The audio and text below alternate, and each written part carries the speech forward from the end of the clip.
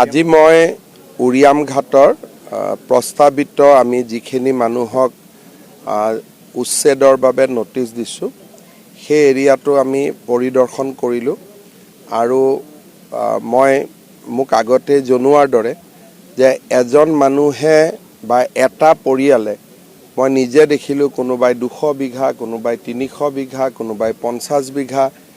এই ধৰণে মাটি দখল কৰি আছিলে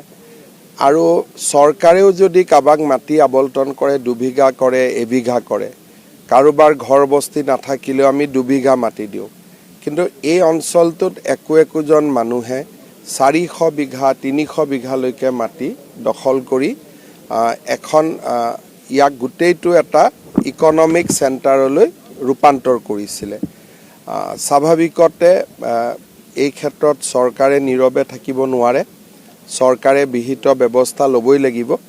আৰু আমি ৰাইজকো বিচাৰিম যে আপোনালোকে সহযোগিতা কৰক আৰু সকলোৰে সহযোগিতাৰ মাজেৰে আমি অঞ্চলটোক ৰক্ষা কৰাৰ ব্যৱস্থা ল'ব লাগে মই উচ্ছেদলৈকে যাব খোজা নাই কাৰণ মানুহখিনিয়ে সহযোগিতাও কৰিছে সকলোৰে নিজৰ ঘৰ মাটি বিভিন্ন জেগাত আছেই আৰু যিখন মই লিষ্ট দেখা পাইছোঁ ইয়াতে এই অঞ্চলত মানুহ অকল যে অসমৰ পৰা আহিছিল এনেকুৱা নহয় মোৰ হাতত যিখন মই সৰুকৈ যিখন লিষ্ট মোৰ তাত আছিলে ইয়াতে কাছাৰ জিলাৰ পৰা মানুহ আহিছিলে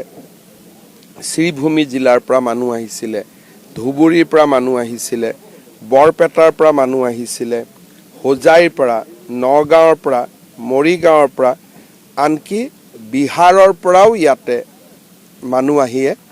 ইয়াত বসতি স্থান কৰা বুলি কৈছে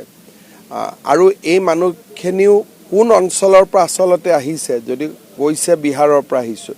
বিহাৰৰ পৰা আহিব পাৰে সীমান্তৰ সিপাৰৰ পৰাও আহিব পাৰে গতিকে আমি মানুহখিনিৰ নাম এড্ৰেছো ল'ম আৰু সংশ্লিষ্ট জিলাসমূহকো আমি জনাই দিম যদি তাৰ বাসিন্দা হয় আমাৰ ক'বলগীয়া একো নাই কিন্তু বাসিন্দা নহ'লে য'ত ঘূৰি যাব তাৰো উপায়ুক্তই তাৰ ওপৰত অনুসন্ধান কৰিব পাৰিব যদি স্থায়ী বাসিন্দা নহয় যদি স্থায়ী বাসিন্দা হয় আমাৰ ক'বলগীয়া একো কথা নাই নেঘেৰি বিলতো নটিচটো আজি গ'ল আজি নটিচ চাৰ্ভ হৈছে নেঘেৰি বিলৰ পৰাও যাব নিজে নিজে উঠি যাব মইতো ভাবোঁ নিজে যাব মোৰ মনত বিশ্বাস আছে যে আপোনালোকে 2-3 দিন পিছত ইয়াতো কাকো নেদেখিব অলৰেডি মানুহ নাই আৰু নেঘেৰি বিলৰ পৰাও মই বিশ্বাস কৰোঁ যে নিজে নিজে যাবগৈ